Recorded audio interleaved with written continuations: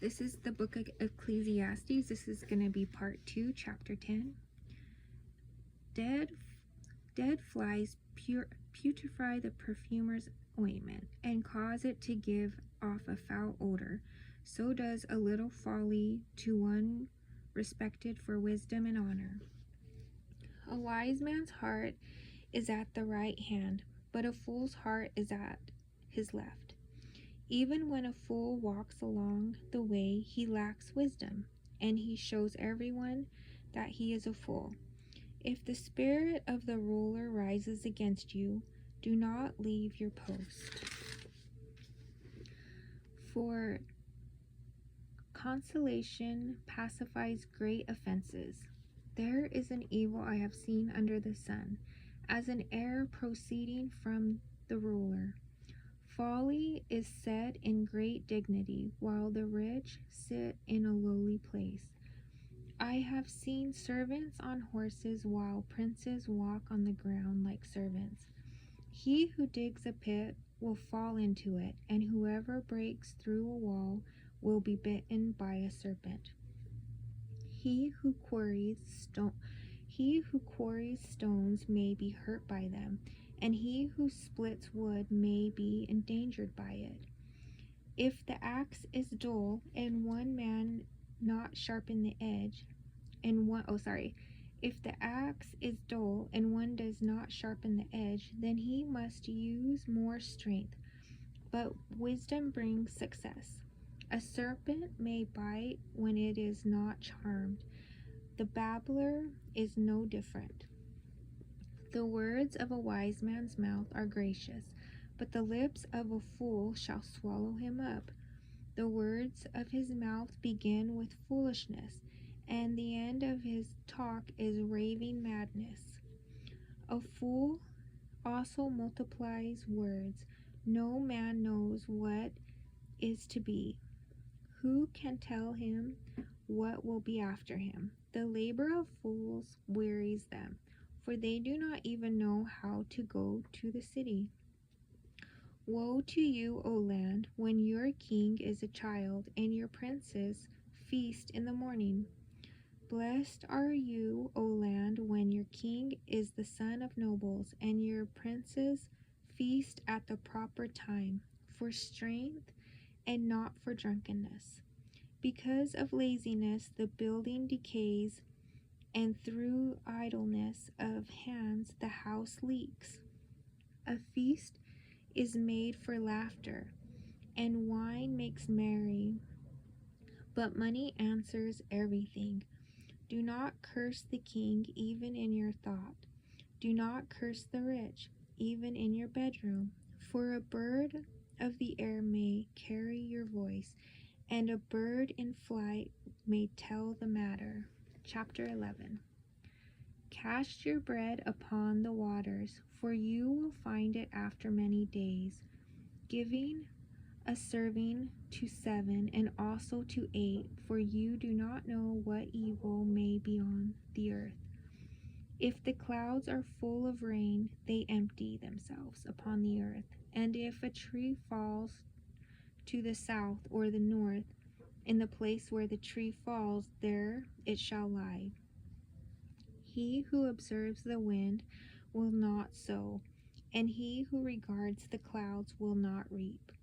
As you do not know what is the way of the wind, or how the bones grow in the womb of her who is with child, so you do not know what the works of God who makes everything. In the morning sow your seed, and in the evening do not withhold your hand, for you do not know which will prosper, either this or that, or whether both alike will be good. Truly the light is sweet, and it is pleasant for the eyes to behold. The sun. Sorry, I kind of paused on that. It says, let me read that verse again. It's verse 7. Truly the light is sweet, and it is pleasant for the eyes to behold the sun. But if a man lives many years and rejoices in them all, yet let Let him remember the days of darkness, for they will be many. All that is coming is vanity. Rejoice, O young man, in your youth, and let your heart cheer you in the days of your youth. Walk in the ways of your heart, and in the sight of your eyes. But know that for all these God will bring you into judgment. Therefore, remove sorrow from your heart, and put away evil from your flesh, for childhood and youth are vanity. Chapter 12. Remember now your Creator in the days of your youth, before the difficult days come, and the years draw near when you say, I have no pleasure in them. While the sun and the light, the moon and the stars are not darkened, and the clouds do not return after the rain. In the day when the keepers of the house tremble, and the strong men bow down, then the grinders cease because they are few, and those that look through the windows grow dim.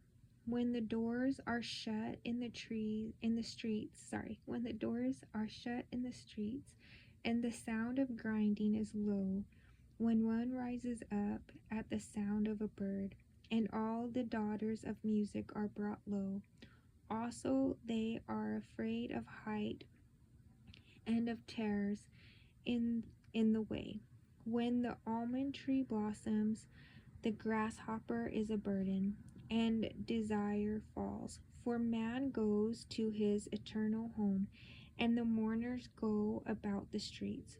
Remember your Creator before the silver cord is loosed, or the golden bowl is broken, or the pitcher shattered at the fountain, or the wheel broken at the well. Then the dust will return to the earth as it was, and the spirit will return to God who gave it. Vanity of vanity, says the preacher, all is vanity. And moreover, because the preacher was wise, he still taught the people knowledge. Yes, he pondered and sought out and set in order many proverbs. The preacher sought to find acceptable words, and what was written was upright, words of truth. The words of the wise are like goads, and the words of scholars are like well-driven nails given by one shepherd. And further, my son, be admonished by these, of making many books there is no end, and much study is wearisome to the flesh. Let us hear the conclusion of the whole matter. Fear God and keep his commandments, for this is man's all. For God will bring every work into judgment, including every secret thing, whether good or evil. All right, that's the end of the book of Ecclesiastes.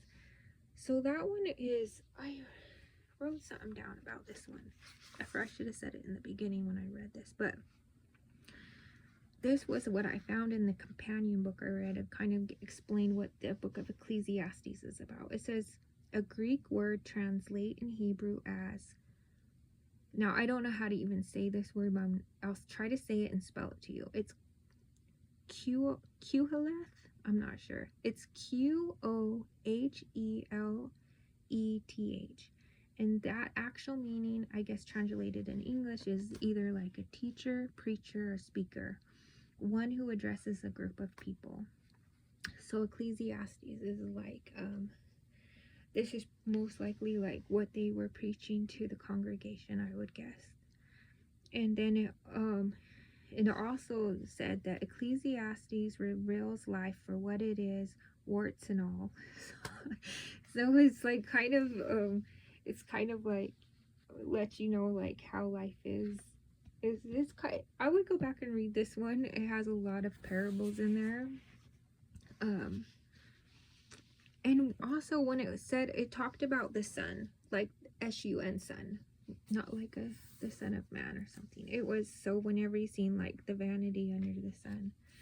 So I guess it's just more like, it's a lot about wisdom, about giving you the best way to live life, and that it's life can be hard.